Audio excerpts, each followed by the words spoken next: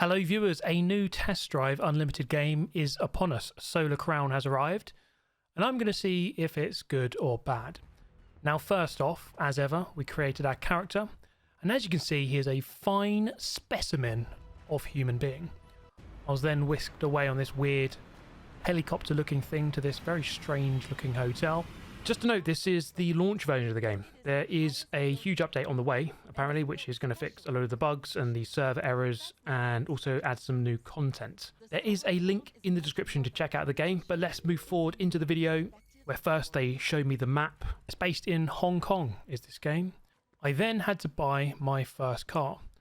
Not before taking a look at the stand on your tiptoes option, which is something that racing games have been crying out for quite clearly.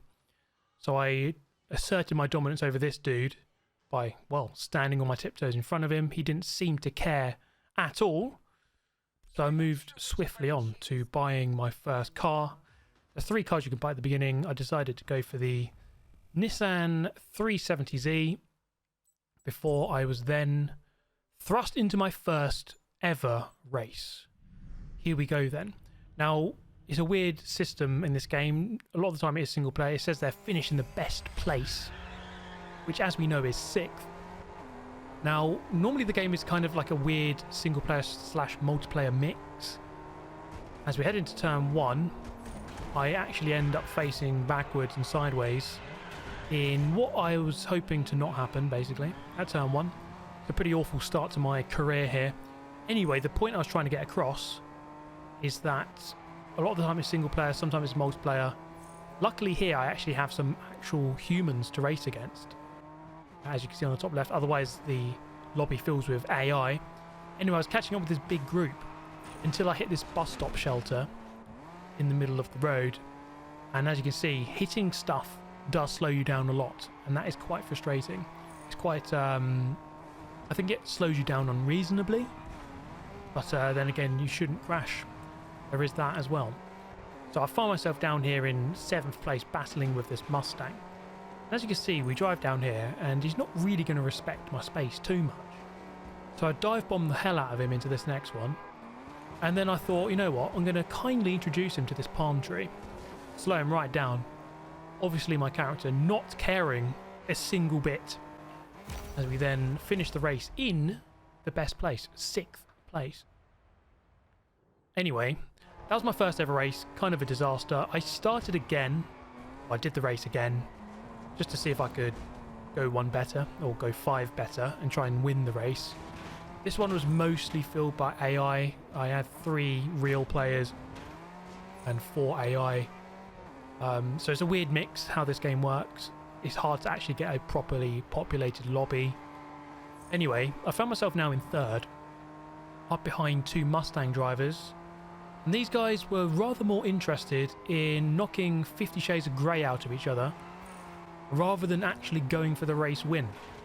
So as you can see, I slipped by into the lead, and even then they didn't switch on. They were still battering each other behind. And so I won my first ever race in Test Drive Unlimited Solar Crown. Oh yeah! Get in there, Lewis.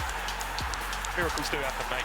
Anyway, after that, I had ranked up a couple of levels. You get these weird bulletin things every 5 levels, where you unlock more parts of the map and more races to do. I think you can just drive anywhere you want, whenever you want. But anyway, in this workshop, I asserted further dominance by standing on my tiptoes. Why is that even an option? It makes no sense. Anyway, this guy said challenge me, so I, well, again, showed him just how tall I am, and he was petrified. Look at this. He very promptly headed for the workshop exit. He wanted no part of that. He even disabled his quick challenges, knowing that I would win. Anyway, upgraded my car. The upgrade system is quite simple. It's quite easy to get on with. Don't really have too much issue here. It's not that complicated, if that's what you want. Anyway, this is something that's been plaguing the game in the early days, which is a lack of connection. This was something that happened a fair amount. In my experience, it was kind of annoying.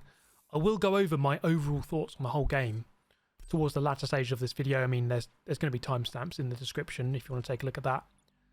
Anyway, I headed over to the Sharp HQ. There's 2 main clans in the game. You can join either one of them. The graphics in here were kind of okay. Usually they're a bit iffy, I would say, on this game overall. I asserted further dominance on these people here by, again, standing on tiptoes before finding the clan leader, doing exactly the same thing, before he hit me with some very average audio lines.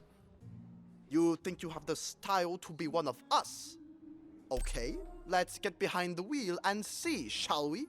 So anyway, I had to race against this dude to get myself membership into the Sharp clan. And I was kind of surprised to find that he was in a Mini Cooper of all cars. You see my wheels pointed firmly to the right. That was because I have zero intention of driving cleanly.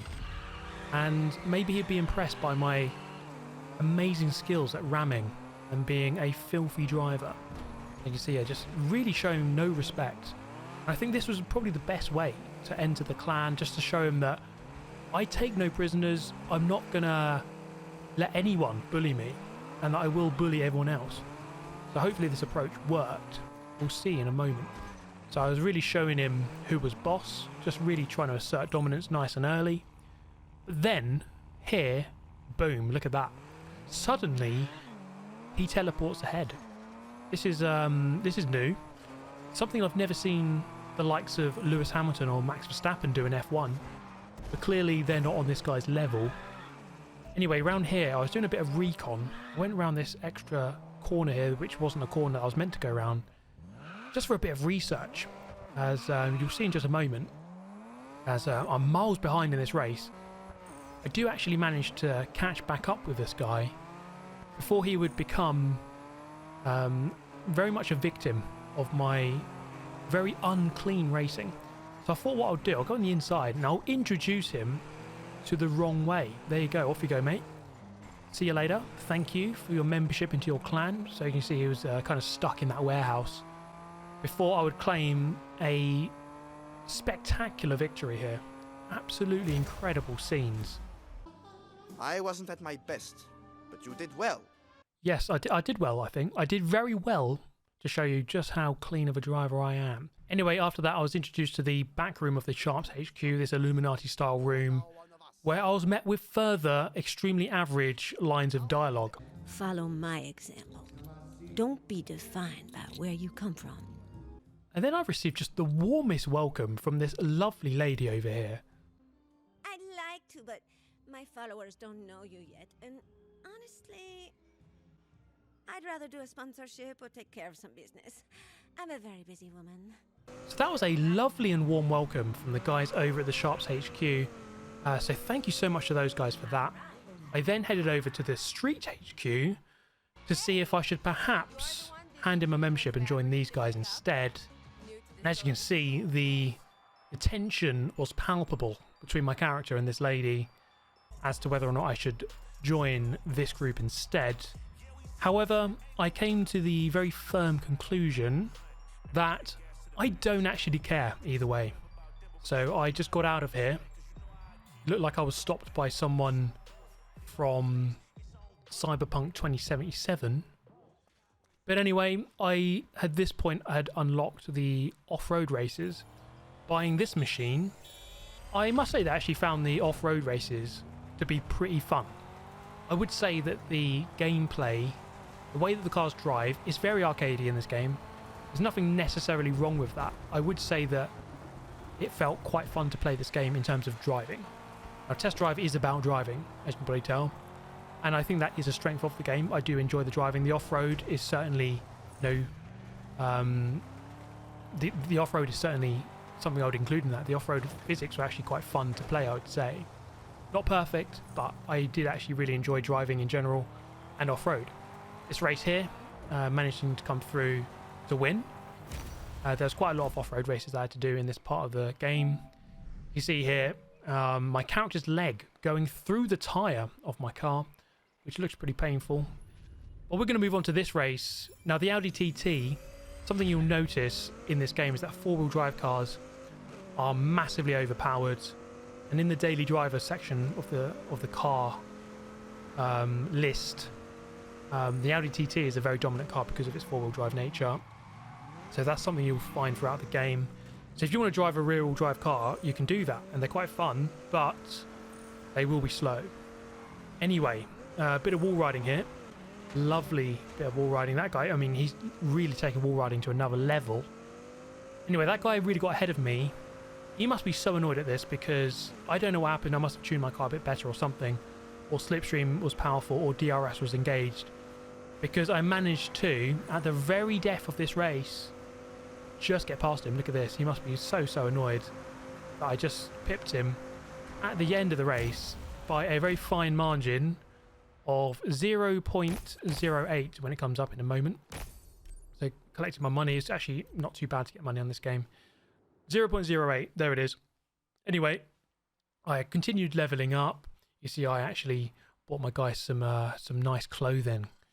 And here's my ranking and my levels and stuff. Eventually buying an Aston Martin. So making the mistake of buying a rear-wheel drive car once I moved up to the next levels. But now I'm going to give you my thoughts on different sections of the game. Firstly, let's take a look at the graphics. The graphics just really aren't that spectacular at all. I think for a PS5 game, I would expect a lot better. This looks like a previous generation, if I'm being completely honest. Some bits did look okay, but for the most part, graphics not the best. FPS felt a little bit low. I wouldn't say it felt like 60. There were times where it almost felt like 30. For the most part, it felt okay. Nothing too crazy, but it could be better on this department for sure. The overall look is that of a quite bland-ish game. So graphics definitely not a strong point of Test Drive Solar Crown.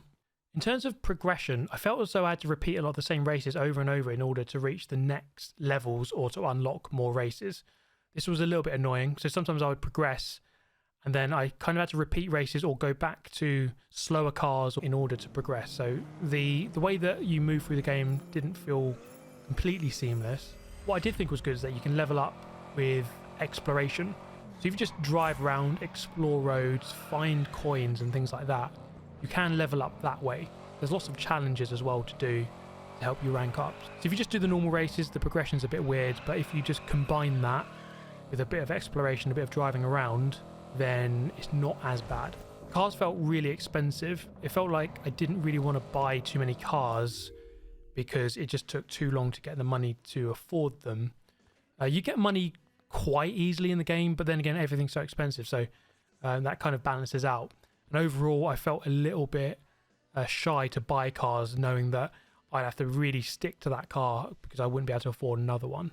Some events required a specific car, which aren't really worth buying for one single race, kind of what I just touched upon. No houses or garages, and therefore the only thing we can spend coins on are cars. This is a bit of a missed opportunity, I think, especially compared to previous test drive games. Cars and upgrades. Now, in terms of the car list, I think there's a good variety. There's just not a good overall amount. That'll be my main point about that. Four-wheel drive is massively overpowered compared to rear-wheel drive. If you look at any leaderboards, if you're in a rear-wheel drive car, you'll do well to place quite highly. Four-wheel drive is so much faster. The upgrade system is quite simple. There's nothing much going on here. It felt quite easy to play in that sense. But if you want a bit more of an in-depth experience, then you're not really going to get it here. What I would say is that the livery editor felt a bit clunky and slow, and the customization options for the cars were very minimal. Always online. Now, this is an element of the game which I think is quite interesting. It seems a bit unnecessary when you're racing against AI most of the time for this game to be online. What if you don't want to have multiplayer races against other people? It doesn't really seem necessary. It also means you can't pause during a race. So again, if you're racing single player against AI only, I can't see why you wouldn't be able to pause the game. It should just allow you to. The server issues are quite annoying. Obviously, you're going halfway through a race and sometimes it will just randomly disconnect and then you'd have to start the race again. So this was a bit annoying. Hopefully this is something they can sort out, but it is something that's definitely plagued the game since it was launched. Not enough players online to race against to warrant this being always online. You know, if there was always players populating the world, populating the races, then it would be a bit more understandable, but 99% of the time I'll do a race and it was always against AI. Environment and map. The car dealerships all look very similar, just kind of with different colours. There's not really much thought put into this, I don't think. The map is of a good size and decent variation of locations and scenery. I actually quite like the map, the size of it, the different elements of it, the different parts. There's a good mix of off-road and tarmac roads, windy roads, city roads. So the map I actually quite like. It's not too bad. It's just a shame that the graphics and the FPS doesn't really do it too much justice. It takes less than 10 minutes to drive from one side of the map to the other. For those who want a reference on that, I drove this Aston Martin from the bottom right to the top left. It took about 9.5 minutes. So it's a decent sized map. I don't think it's as big as like the original Test Drive Unlimited map, but the map is something I quite like. The futuristic vibe doesn't really work. There's this weird element of this game where it's kind of set in the future, but it also isn't. I don't really get it. I don't think they quite pulled that one off. And the world feels somewhat empty and lifeless. I would say that there's a lack of vibrancy, there's a lack of life, there's a lack of traffic and people. So you're doing some races, it just feels very empty a lot of the time. And then on to gameplay. I think this is actually a strength of the game. The driving physics are mostly quite fun. They're arcade, but by no means perfect. But simply driving around is actually quite fun. The most fun I had in this game was when I thought, you know what, I'm just going to not look at any of the objectives. I'm just going to drive around, enjoy the roads, try and collect some coins, try and collect some of the secret hidden cars, and try and discover as many roads as I can. That's when I had the most fun. The cars do feel quite understeery, but once you learn the physics, they're quite good. The AI, you don't really get to choose how good or bad they are. At the beginning, they're quite slow, they get a bit quicker, and especially if you don't upgrade your car, you're not going to stand much of a chance. If you upgrade your car properly to the top of each class, you're probably just going to smash the AI and find it quite easy. I think hitting the road furniture slows you down too much. Now, of course, yeah, hitting stuff in real life is going to crash your car. However, on a game, I think it should just be a little bit more forgiving. Hitting lampposts and hedges, it really hampers your speed, and it just feels a bit annoying to have that constantly happen. Loading times are quite fast. I found this game loaded very quickly. There's no problems with that for me. So overall verdict, deep down, there is a good game in there with some potential for more. It's just lacking a little bit of life. It's a little bit soulless. The always online is an issue, I think. To me, it felt like there needed to be a bit more work done on this game before it got released. I did enjoy it at times. I've played for about 15 hours, and I think I will continue to play it in my own time. But it's certainly not a game that I would happily pay £60-70 for at launch. Something that I would wait for to be reduced in price before buying. As time goes on, KT Racing will keep updating the game and hopefully keep fixing all the issues, and the game should get better over time. But thank you so much for watching, everyone. I'll catch you next time. Goodbye.